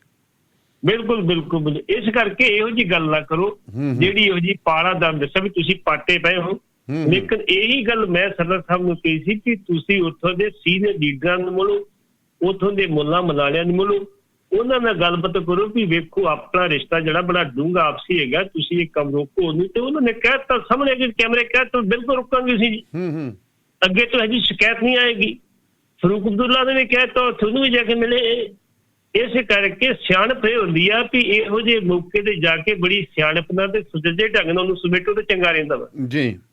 ਜੇ ਹੁੱਲੜਬਾਜੀ ਕਰਕੇ ਤੇ ਡਾਂਸ ਛੋਟਾ ਕੜਕਾਓਗੇ ਤੇ ਉਹਦੇ ਨਤੀਜੇ ਹੋਰ ਮਾੜੇ ਨਿਕਲਣਗੇ। ਹੁਣ ਮਨਮੀਤ ਕੌਰ ਦੀ ਸ਼ਾਦੀ ਵੀ ਹੋ ਗਈ ਹੈ, ਸਭ ਕੁਝ ਹੋ ਗਿਆ, ਉਹ ਆਪਣੇ ਘਰ ਵੀ ਆ ਗਈ ਹੈ, ਨਵੇਂ ਪਤੀ ਨਾਲ ਚਲੀ ਗਈ ਹੈ, ਉਹ ਦਿੱਲੀ ਵੀ ਆ ਗਈ ਹੈ, ਸਭ ਕੁਝ ਹੋ ਗਿਆ। ਲੇਕਿਨ ਇਹ ਆ ਵੀ ਜਿਹੜੀ ਘਟਨਾ ਵਾਪਰੀ ਆ ਉਹ ਹੁਣ ਯਾਦ ਰਹਿਣੀ ਸਾਨੂੰ ਵੀ ਸਾਡਾ ਘਟਨਾ ਵਾਪਰੀ ਸੀ। ਉਹ ਨਹੀਂ ਜੀ।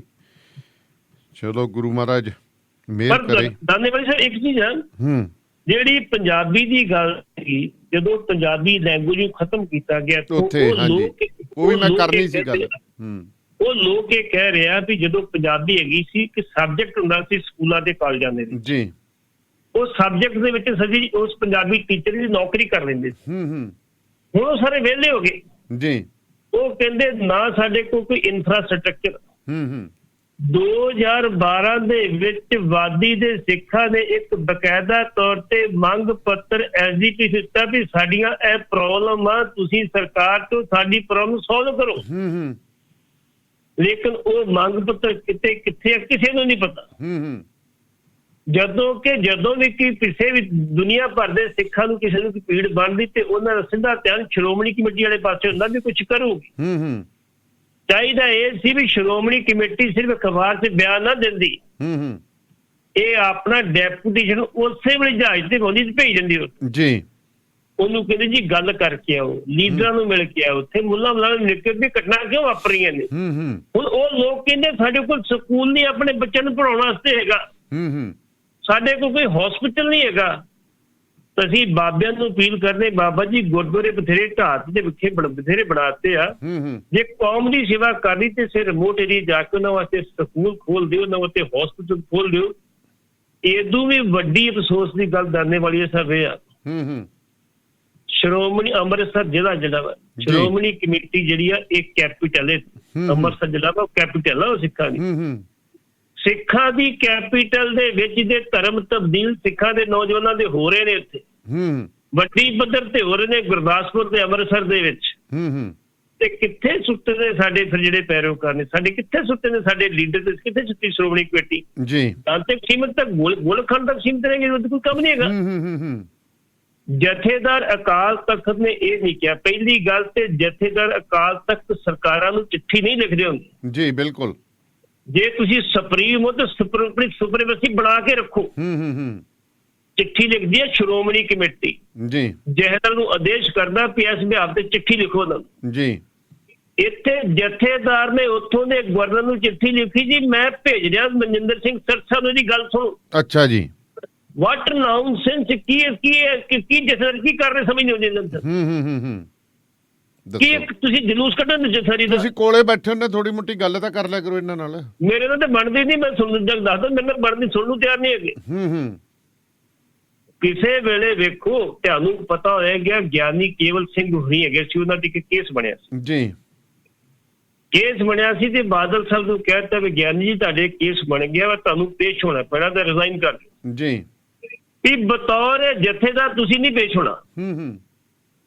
ਲੇਕਿਨ ਇਹਨਾਂ ਦੇ ਤੇ ਬੇੜਾ ਗਰਕ ਕਰਤਾ ਵੀ ਜਥੇਦਾਰੀ ਨੂੰ ਲਾਜ ਲਾ ਕੇ ਰੱਖ ਦਿੱਤੀ ਹੈ ਜੀ। ਵੀ ਤੁਸੀਂ ਘੱਟੋ ਘੱਟ ਗਰਿਮਾ ਜਿਹੜੀ ਸੀ ਕਹਿੰਦੇ ਜਥੇਦਾਰ ਸੁਪਰੀਮੇਸੀ ਬਣਾ ਕੇ ਰੱਖੋ, ਜੋ ਮਰਜ਼ੀ ਕੋਈ ਕਹੇ, ਤੁਸੀਂ ਇਹ ਕੰਮ ਕਿਉਂ ਕਰਦੇ ਜੀ।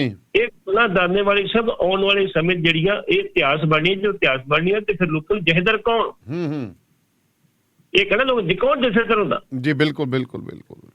ਹੁਣ ਮੈਂ ਤੁਹਾਨੂੰ ਦੱਸਦਾ ਜਿਹੜੇ ਆਪਣੇ ਜਸੇ ਰਿਪੋਰਟਰ ਸਾਹਿਬ ਦੇ ਉਹਨਾਂ ਇੱਕ ਬਿਆਨ ਦਿੱਤਾ ਜੀ, ਅਸੀਂ ਬਿਹਾਰ ਸਰਕਾਰ ਤੋਂ ਮੰਗ ਕਰਦੇ। ਅੱਛਾ, ਉਹ ਬਿਆਨ ਮੇਰੇ ਕੋਲ ਹੈ, ਜਿਹਨੇ ਮੈਨੂੰ ਬਿਆਨ ਭੇਜਿਆ, ਮੈਂ ਉਹਦੀ ਕਲਾਸ ਨਹੀਂ ਬੰਦਾ। ਭਾਜੀ ਮੈਨੂੰ ਨਹੀਂ ਪਤਾ, ਜਥੇਦਾਰ ਨੂੰ ਪੁੱਛੋ ਨੇ ਜੋ ਕਿਹਾ ਮੈਂ ਲਿਖ ਦਿੱਤਾ।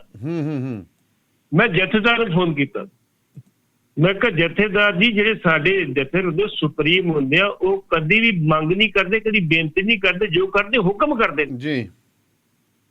ਤੁਸੀਂ ਮੰਗ ਕਰਦੇ ਹੋ? ਕਹਿੰਦੇ ਅੱਛਾ ਮੈਨੂੰ ਤੇ ਪਤਾ ਨਹੀਂ, ਚਲੋ ਗਾਂ ਖਿਆਲ ਰੱਖਾਂਗੇ। ਮੈਂ ਕਿਹਾ ਜਿਹੜਾ ਪਿੱਛਾ ਹੋ ਗਿਆ ਉਹਦਾ ਕੀ ਕਰੋਗੇ ਤੁਸੀਂ? ਇਹ ਤੇ ਹਾਲ ਤੇ ਜਥੇਦਾਰ ਨੂੰ ਆਪਣਾ ਪਤਾ ਨਹੀਂ ਕਿ ਸਾਡੀ ਜਥੇਦਾਰ ਦੀ ਪਾਵਰਾਂ ਕੀ ਹੈਗੀਆਂ ਜੀ। ਸੰਨ 2000 ਦੇ ਵਿੱਚ ਜੀ ਗਿਆਨੀ ਜੋਗਿੰਦਰ ਸਿੰਘ ਵਿਦਾਂਤੀ ਜਥੇਦਾਰ ਅਕਾਲ ਤਖਤ ਬਣੇ ਸੀ। ਇਹ ਮੇਰੇ ਖਿਆਲ 29 ਮਾਰਚ ਨੂੰ ਬਣੇ ਸੀ ਜੀ। 29 ਮਾਰਚ 2000 ਨੂੰ ਬਣੇ ਸੀ। 31 ਮਾਰਚ ਨੂੰ ਇਹ ਜਾਂਦੇ ਜੰਮੂ ਕਸ਼ਮੀਰ, ਜਿੱਥੇ ਭੋਗ ਪਿਆ ਸੀ ਉਹ 35 ਸਿੱਖਾਂ ਦਾ। ਹਾਂਜੀ ਹਾਂਜੀ। ਇਹ ਜਦੋਂ ਬਣੇ ਜਥੇਦਾਰ ਤੇ ਇਹਨਾਂ ਨੇ ਨਵੰਬਰ ਦੇ ਵਿੱਚ ਇੱਕ ਪੱਤਰ ਲਿਖਿਆ ਸੀ ਸ਼੍ਰੋਮਣੀ ਕਮੇਟੀ ਨੂੰ ਜੀ ਕਿ ਜਥੇਦਾਰ ਅਕਾਲ ਤਖਤ ਨੂੰ ਤੁਸੀਂ ਦਿਹਾੜੀਦਾਰ ਮੁਲਾਜ਼ਮ ਨਾ ਬਣਾਓ। ਬਿਲਕੁਲ ਸਿਆਣੀ ਗੱਲ ਹੈ ਜੀ। ਜਥੇਦਾਰ ਦਾ ਬਕਾਇਦਾ ਤੌਰ ਤੇ ਉਹਦੀ ਨਿਯੁਕਤੀ, ਉਹਦੀ ਸੇਵਾ ਮੁਕਤੀ, ਉਹਦਾ ਸੇਵਾ ਫਲ, ਉਹਦੀ ਟੈਨਿਓਰ ਸਾਰਾ ਇੱਕ ਵਿਧਾਨ ਤਿਆਰ ਕਰੋ। ਉਹ ਵਿਧਾਨ ਦੇ ਆਧਾਰ ਤੇ ਜਥੇਦਾਰ ਦੀ ਨਿਯੁਕਤੀ ਹੋਵੇ ਜੀ। ਜਥੇਦਾਰ ਨੂੰ ਪਤਾ ਮੈਂ 5 ਸਾਲ ਰਹਿਣਾ, ਮੈਂ 4 ਸਾਲ ਰਹਿਣਾ ਕਿ 6 ਸਾਲ ਰਹਿਣਾ। ਹੁਣ ਤੇ ਜਥੇਦਾਰ ਨੂੰ ਪਤਾ ਨਹੀਂ, ਸ਼ਾਮਾਂ ਨੂੰ ਕਹਿੰਦੇ ਨੇ ਕੱਲ ਆਇਓ ਜੀ, ਤਾਂ ਲੋੜ ਨਹੀਂ ਹੈਗੀ। ਹਾਂ ਬਿਲਕੁਲ, ਇਹਦਾ ਪਤਾ ਹੀ ਕੋਈ ਨਹੀਂ। ਅੱਜ 21 ਸਾਲ ਹੋ ਗਏ ਜੀ, ਉਸ ਚਿੱਠੀ ਦਾ ਅਜੇ ਤੱਕ ਕੋਈ ਜਵਾਬ ਨਹੀਂ ਆਇਆ ਤੇ ਵਿਦਾਂਤੀ ਸਾਹਿਬ ਆਪਣੇ ਹੁੰਦੇ 4 ਰਿਮਾਈਂਡਰ ਵੀ ਭੇਜ ਚੁੱਕੇ ਸੀ ਜੀ। ਉਹ ਚਾਹੁੰਦੇ ਨਹੀਂ ਇਹੋ ਜਿਹੀ ਗੱਲ ਬਣੇ ਕੋਈ ਨਾ ਕੋਈ। ਕਿੰਨੀ ਵਧੀਆ ਗੱਲ ਸੀ, ਵਿਧਾਨ ਬਣਿਆ ਹੁੰਦਾ, ਸਾਨੂੰ ਪਤਾ ਵਾ ਜਥੇਦਾਰ ਦੀ ਪਾਵਰਾਂ ਕੀ ਹੈਗੀਆਂ ਜੀ।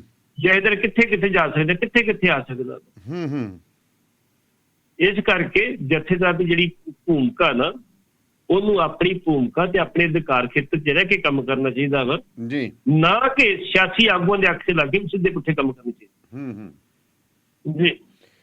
ਤੇ ਕਹਿੰਦੇ ਬਸਪਾ ਵਾਲੇ ਜਿਹੜਾ ਬੋਲਦਾ ਥੋੜਾ ਮੋਟਾ ਉਹਨੂੰ ਕਹਿੰਦੇ ਪਾਰਟੀ ਚੋਂ ਕੱਢ ਦਿੰਦੇ ਆ।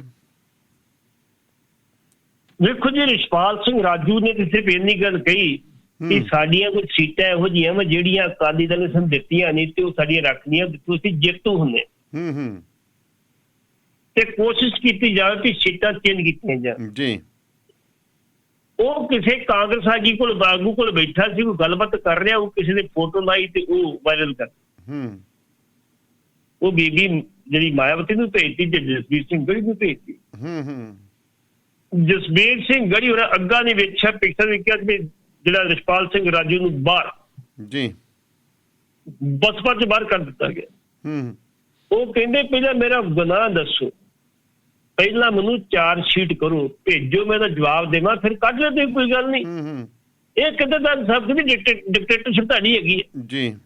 ਪਰ ਉਹਨੇ ਇੰਨੀ ਗੱਲ ਕਹੀ ਹੈ ਕਿ ਮੈਂ ਬਸਪਾ ਦੇ ਵਿੱਚ ਬੜੀ ਸੇਵਾ ਕੀਤੀ, ਮੈਂ ਬਸਪਾ ਦਾ ਪ੍ਰਧਾਨ ਵੀ ਰਿਹਾ, ਜੋ ਮਰਜ਼ੀ ਹੋ ਜਾਏ, ਮੈਂ ਅੱਜ ਵੀ ਬਸਪਾ ਦਾ ਕਾਰਕੁਨ ਹਾਂ। ਇਲੈਕਸ਼ਨ ਦੇ ਵਿੱਚ ਮੈਂ ਬਸਪਾ ਦੇ ਉਮੀਦਵਾਰਾਂ ਦੇ ਪ੍ਰਚਾਰ ਵੀ ਕਰੂੰਗਾ ਤੇ ਨਾਲ ਵੀ ਜਾਊਂਗੀ ਤੇ ਉਹਨਾਂ ਨੂੰ ਜਿੱਤਣ ਲਈ ਜਿਹੜੀ ਪੂਰੀ ਕੋਸ਼ਿਸ਼ ਵੀ ਕਰਾਂਗੇ ਜੀ। ਮੈਨੂੰ ਕੋਈ ਕੱਢ ਨਹੀਂ ਸਕਦਾ। ਮੈਂ ਬਸਪਾ ਦਾ ਅੱਜ ਵੀ ਕਾਰਕੁਨ ਹਾਂ। ਚੰਗੀ ਗੱਲ ਹੋਣਾ ਵੀ ਚਾਹੀਦਾ ਇੰਨੀ ਗੱਲ, ਲੇਕਿਨ ਜਿਹੜੀ ਇੰਨੀ ਜਲਦੀ ਚ ਕੱਢਣਾ, ਇਹਦੇ ਵਿੱਚ ਲੱਗਦਾ ਕੋਈ ਸਿਆਸੀ ਰੰਜਿਸ਼ ਲੱਗਦੀ ਇਹਦੇ ਵਿੱਚ ਜੀ। ਨਹੀਂ ਤੇ ਪਹਿਲਾਂ ਅਗਲੇ ਨੂੰ ਚਾਰਜ ਸ਼ੀਟ ਕਰੋ, ਉਹਨੂੰ ਲੈਟਰ ਭੇਜੋ, ਜਵਾਬ ਤਲਬ ਵੀ ਕਰੋ, ਨੋਟਿਸ ਭੇਜੋ, ਛੋਟਾ ਨੋਟਿਸ ਭੇਜੋ ਵੀ ਤੂੰ ਆ ਕੁਛ ਕੀਤਾ, ਕਿਉਂ ਕੀਤਾ, ਜਵਾਬ ਲਓ, ਫਿਰ ਗੱਲ ਬਣਦੀ। ਦੂਜੇ ਪਾਸੇ ਬੀਬੀ ਮਮਤਾ ਨੇ ਕਹਿਤਾ, ਬੀਬੀ ਬਸ ਮਾਇਆਵਤੀ ਨੇ ਕਹਿਤਾ ਜੀ, ਉਹ ਕਹਿੰਦੀ ਕੋਈ ਸੀਟ ਚੇਂਜ ਨਹੀਂ ਕੀਤੀ ਜਾਊਗੀ। ਅੱਛਾ ਜੀ, ਜੋ ਅਸੀਂ ਕਰ ਦਿੱਤਾ ਕਿਉਂ ਬੀਬੀ ਮਾਇਆਵਤੀ ਦਾ ਧਿਆਨ ਸਿਰਫ ਯੂਪੀ ਵਾਲੇ ਪਾਸੇ ਆ, ਪੰਜਾਬ ਵਾਲੇ ਪਾਸੇ ਨਹੀਂ। ਬਿਲਕੁਲ, ਉਹ ਤਾਂ ਇੱਧਰ ਪੰਜਾਬ ਦਾ ਤਾਂ ਠੀਕ ਹੈ, ਕਰ ਲਿਆ ਜਿਹੜੇ ਢੰਗ ਨਾਲ ਹੋ ਗਿਆ, ਠੀਕ ਹੈ। ਤੇ ਗੱਲ ਵੀ ਠੀਕ ਉਹਨਾਂ ਦੀ ਜੀ। ਉਹਨਾਂ ਦੀ ਭਾਵੇਂ ਜਿਹੜੀ ਬਹੁਤ ਗਿਣਤੀ ਜਿਹੜੀ ਦਲਿਤਾਂ ਦੀ ਸੀ ਜੀ, ਉਹ ਪੰਜਾਬ ਦੇ ਵਿੱਚ ਸੀਗੀ, ਉੱਥੇ ਸਗੋਂ 20% ਜੀ, ਇੱਥੇ 30% ਸੀ ਉਸ ਟਾਈਮ ਦੇ ਜੀ।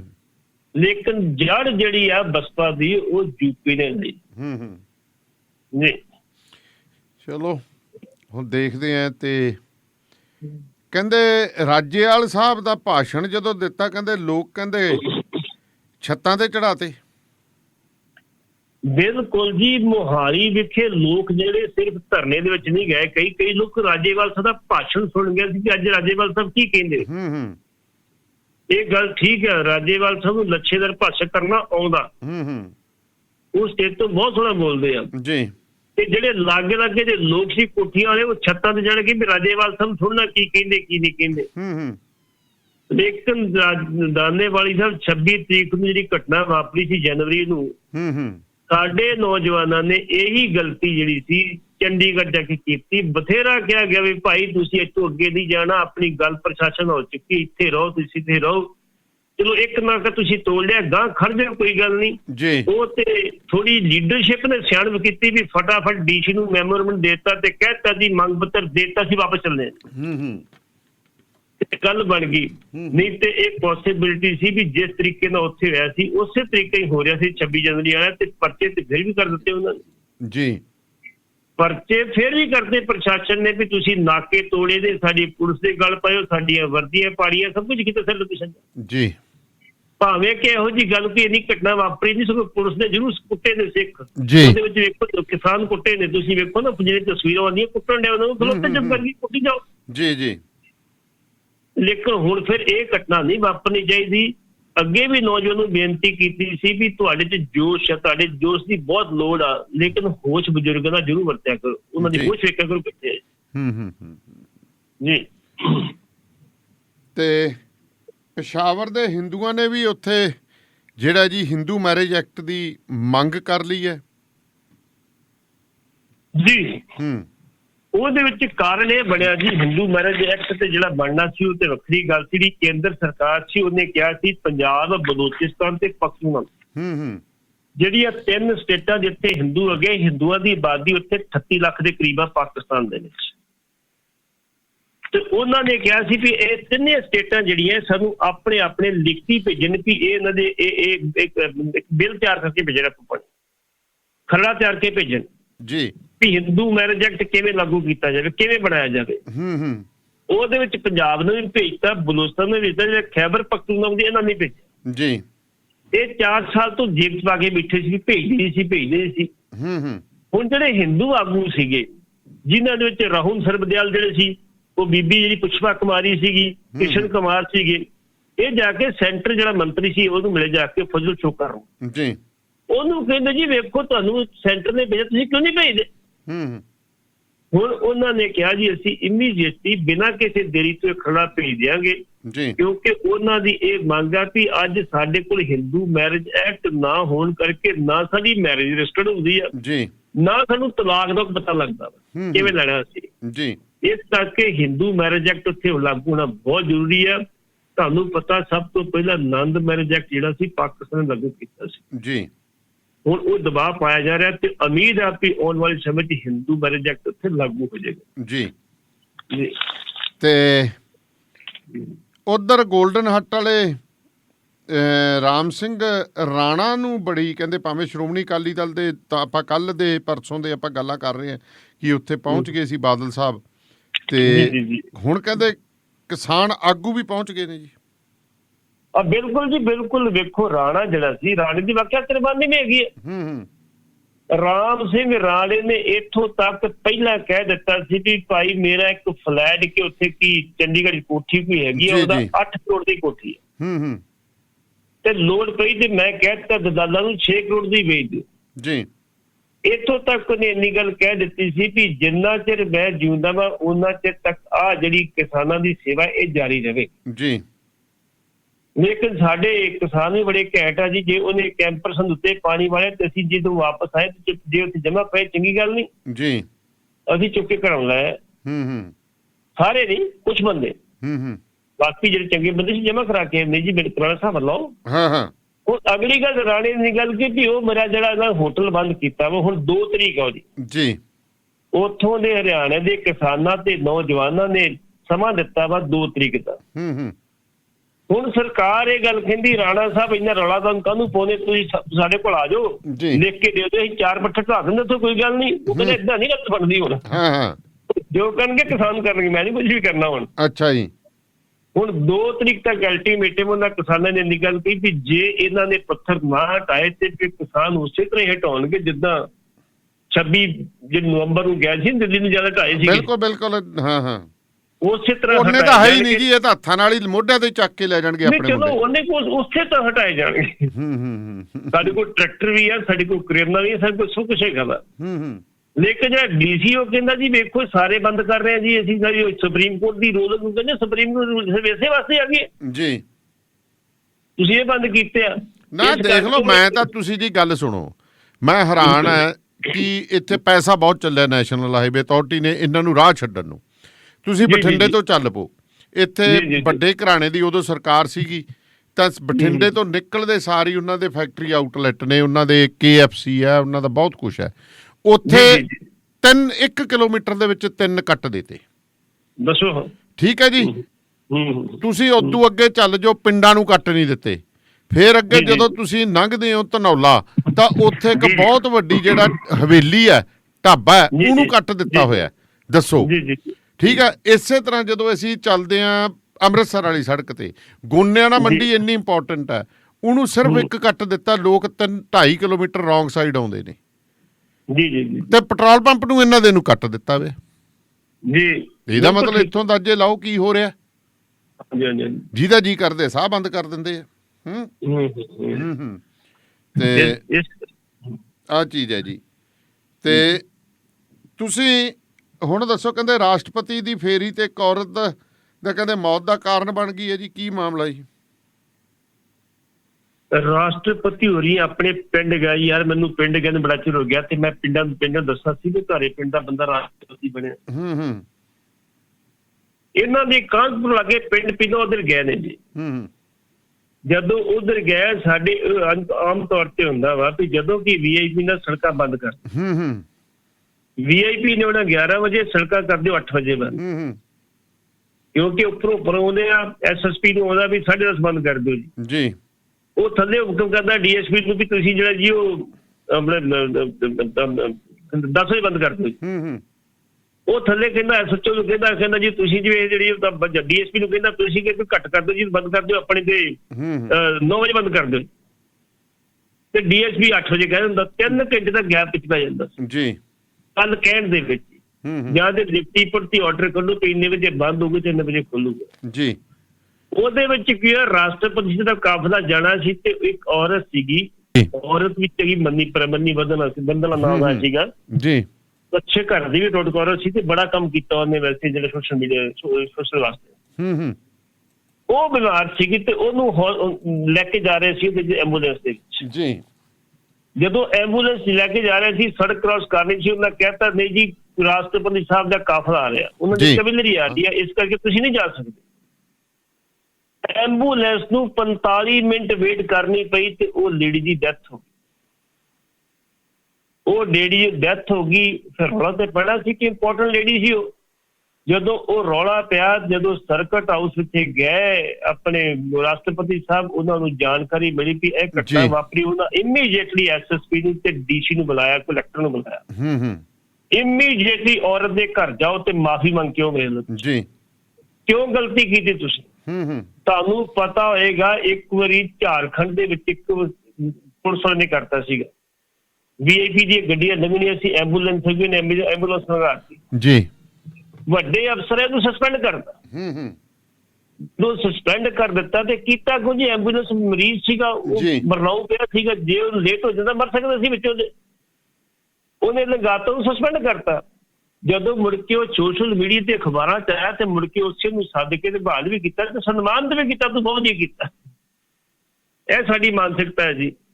ਹੁਣ ਰਾਸ਼ਟਰਪਤੀ ਸਾਹਿਬ ਵਾਲੇ ਪਿੰਡ ਤੇ ਗਏ ਆ, ਲੇਕਿਨ ਉਹ ਜਿਹੜੀ ਔਰਤ ਦੀ ਇੱਕ ਦੀ ਜਾਨ ਚਲੀ ਗਈ ਆ, ਉਹਦਾ ਕੌਣ ਜ਼ਿੰਮੇਵਾਰ ਆ, ਇਹ ਹੁਣ ਦੱਸਣਾ ਪਊਗਾ ਇਹਨਾਂ ਨੂੰ ਜੀ।